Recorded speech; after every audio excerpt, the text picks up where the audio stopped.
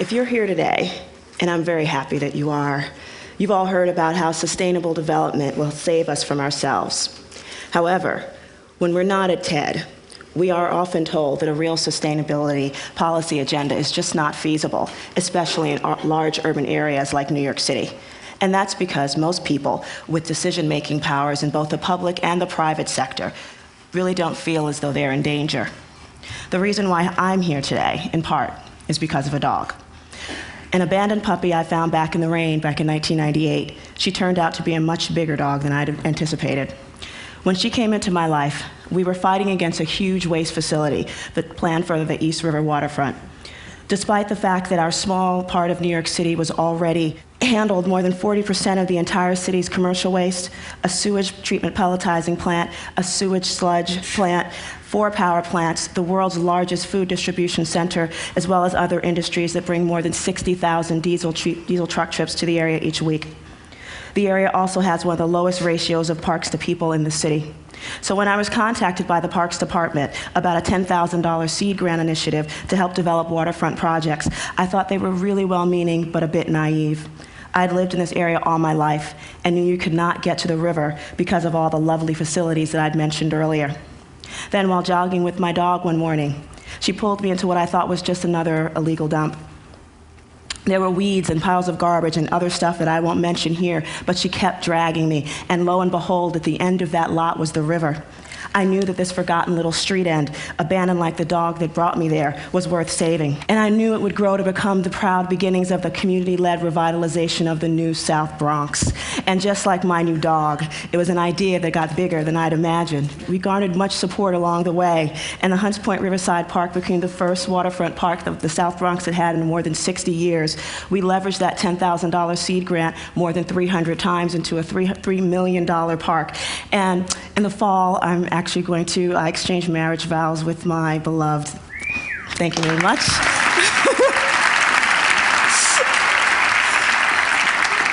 That's him pressing my buttons back there, which he does all the time.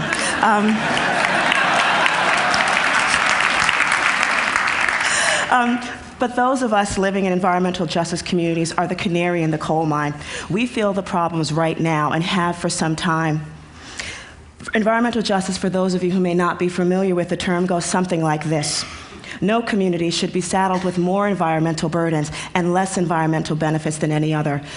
Unfortunately, race and class are extremely reliable indicators as to where one might find the good stuff, like parks and trees, and where one might find the bad stuff, like power plants and waste facilities. As a black person in America, I am twice as likely as a white person to live in an area where air pollution poses the greatest risk to my health. I am 5 times more likely to live within walking distance of a power plant or a chemical facility, which I do. These land use decisions created the hostile conditions that lead to problems like obesity, diabetes, and asthma. Why would someone leave their home to go for a brisk walk in a toxic neighborhood? Our 27% obesity rate is high even for this country, and diabetes comes with it. 1 out of 4 South Bronx children has asthma. Our asthma hospitalization rate is 7 times higher than the national average. These impacts are coming everyone's way, and we all pay dearly for solid waste costs, health problems associated with pollution, and more odiously, the cost of imprisoning our young black and Latino men who possess untold amounts of untapped potential. 50% of our residents live at or below the poverty line. 25% of us are unemployed. Low-income citizens often use emergency room visits as primary care. This comes at a high cost to taxpayers and produces no proportional benefits. Poor people are not only still poor, they are still unhealthy. Fortunately, there are many people like me who are striving for solutions that won't compromise the lives of low-income communities of color in the short term and won't destroy us all in the long term. None of us want that, and we all have that in common. So what else do we have in common? Well, first of all, we're all incredibly good looking. Graduated high school, college, postgraduate degrees, traveled to interesting places, didn't have kids in your early teens, financially stable, never been imprisoned. Okay, good. But besides being a black woman, I am different from most of you in some other ways. I watched nearly half of the buildings in my neighborhood burn down. My big brother Lenny fought in Vietnam only to be gunned down a few blocks from our home. Jesus, I grew up with a crack house across the street. Yeah, I'm a poor black child from the ghetto. These things make me different from you. But the things we have in common set me apart from most of the people in my community, and I'm in between these two worlds with enough of my heart to fight for justice in the other. So how did things get so different for us? In the late 40s, my dad, a Pullman porter, son of a slave, bought a house in the Hunts Point section of the South Bronx, and a few years later, he married my mom. At the time, the community was a mostly white, working-class neighborhood. My dad was not alone, and as others like him pursued their own version of the American dream, white flight became common in the South Bronx and in many cities around the country. Redlining was used by banks wherein certain sections of the city, including ours, were deemed off limits to any sort of investment. Many landlords believed it was more profitable to torch their buildings and collect insurance money rather than to sell under those conditions, dead or injured former tenants notwithstanding. Hunts Point was formerly a walk-to-work community, but now residents had neither work nor home to walk to. A national highway construction boom was added to our problems. In New York State, Robert Moses spearheaded an aggressive highway expansion campaign. One of its primary goals was to make it easier for residents of wealthy communities in Westchester County to go to Manhattan. The South Bronx, which lies in between, did not stand a chance. Residents were often given less than a month's notice before their buildings were razed. 600,000 people were displaced. The common perception was that only pimps and pushers and prostitutes were from the South Bronx. And if you are told from your earliest days that nothing good is going to come from your community, that is bad and ugly, how could it not reflect on you? So now, my family's property was worthless, save for that it was our home and all we had. And luckily for me, that home and the love inside of it, along with help from teachers, mentors, and friends along the way, was enough. Now, why is this story important? Because from a planning perspective, economic degradation begets environmental degradation, which begets social degradation. The disinvestment that began in the 1960s set the stage for all the environmental injustices that were to come. Antiquated zoning and land use regulations are still used to this day to continue putting polluting facilities in my neighborhood. Are these factors taken into consideration when land use policy is decided? What costs are associated with these decisions? And who pays? Who profits? Does anything justify what the local community goes through? This was planning, in quotes, that did not have our best interests in mind. Once we realized that, we decided it was time to do our own planning. That small park I told you about earlier was the first stage of building a greenway movement in the South Bronx. I wrote a $1.25 million federal transportation grant to design the plan for a waterfront esplanade with dedicated on-street bike paths. Physical improvements help inform public policy regarding traffic safety, the placement of waste in other facilities, which if done properly don't compromise the community's quality of life. They provide opportunities to be more physically active, as well as local economic development. Think bike shops, juice stands. We secured $20 million to build first phase projects. This is Lafayette Avenue.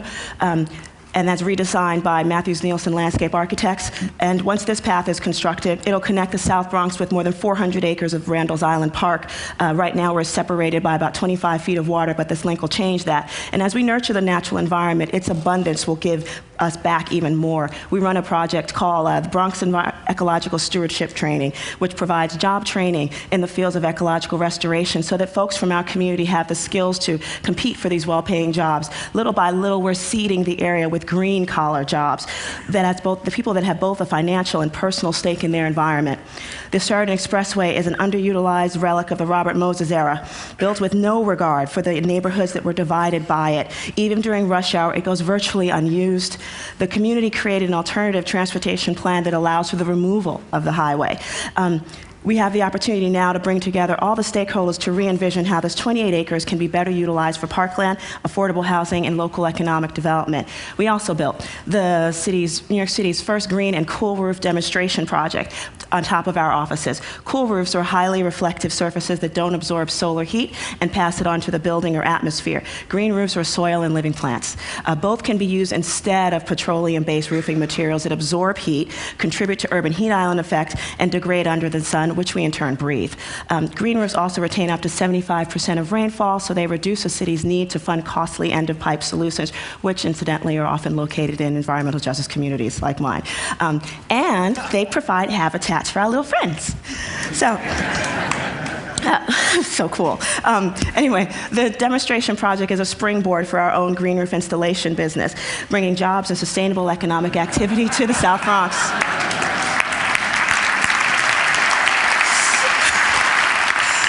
I like that too.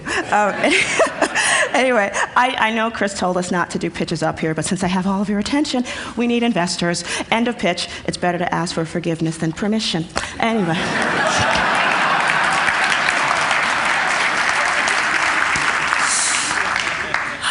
Okay. Katrina. Prior to Katrina, the South Bronx and New Orleans Ninth Ward had a lot in common. Both were largely populated by poor people of color, both hotbeds of cultural innovation, think hip hop and jazz. Both are waterfront communities that host both industries and residents in close proximity to one another. In the post-Katrina era, we have still more in common. We're at best ignored and maligned and abused at worst by negligent regulatory agencies, pernicious zoning, and lax governmental accountability. Neither the destruction of the Ninth Ward nor the South Bronx was inevitable.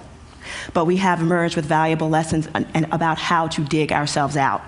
We are more than simply national symbols of urban blight or problems to be solved by empty campaign promises of presidents come and gone. Now, will we let the Gulf Coast languish for a decade or two like the South Bronx did? Or will we take proactive steps and learn from the homegrown resource of grassroots activists that have been born of desperation out in communities like mine? Now, listen, I do not expect individuals, corporations, or government to make the world a better place because it is right or moral. This presentation today only represents some of what I've been through, like a tiny little bit. You have no clue, but I'll tell you later if you want to know. I know it's the bottom line, or one's perception of it, that motivates people in the end. I'm interested in what I like to call the triple bottom line that sustainable development can produce. Developments that have the potential to create positive returns for all concerned, the developers, government, and the community where these projects go up. At present, that's not happening in New York City. And we are operating with a comprehensive urban planning deficit. A parade of government subsidies is going to propose big box and stadium developments in the South Bronx. But there is scant coordination between city agencies on how to deal with the cumulative effects of increased traffic, pollution, solid waste, and the impacts on open space. And their approaches to local economic and job development are so lame, it's not even funny.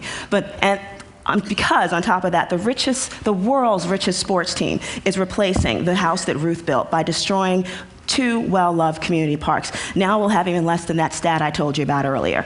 And although less than 25% of South Bronx residents own cars, these projects include thousands of new parking spaces, yet zip in terms of mass public transit.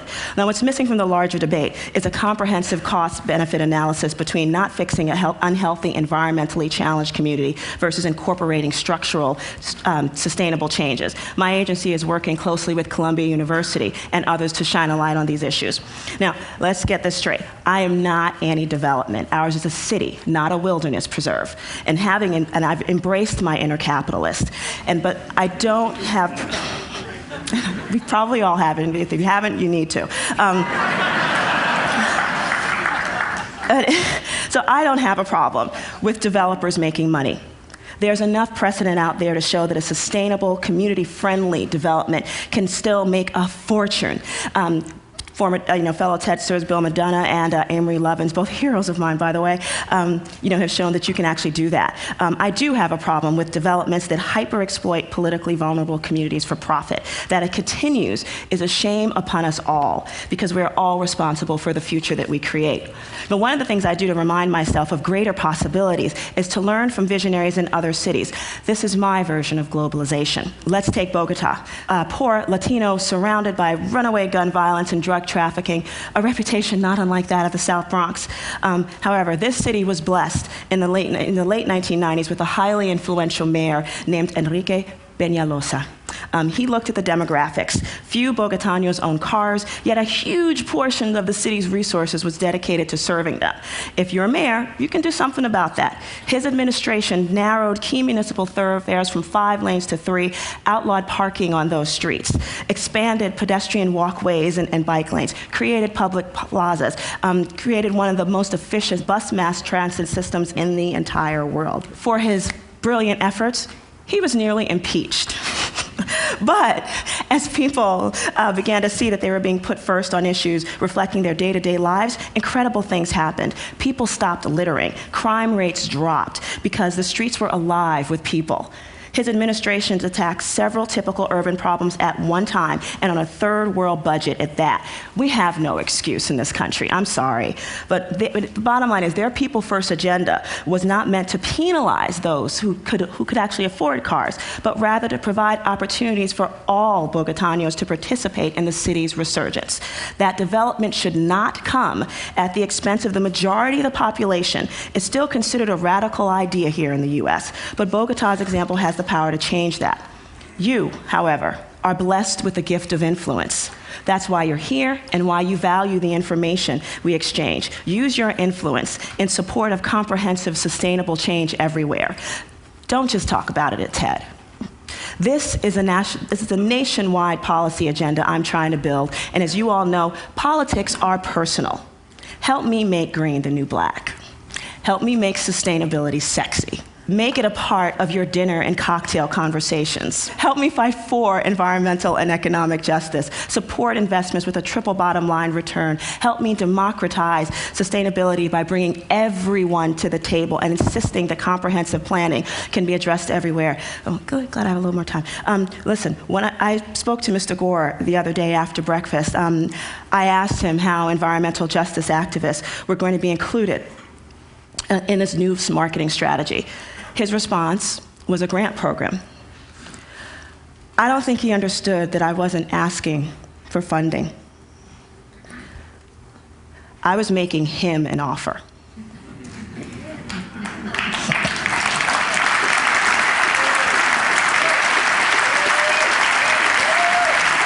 What troubled me was that this top-down approach is still around. Now, don't get me wrong, we need money. But grassroots groups are needed at the table during the decision-making process. Of the 90% of the energy that Mr. Gore reminded us that we waste every day, don't add wasting our energy, intelligence, and hard-earned experience to that count.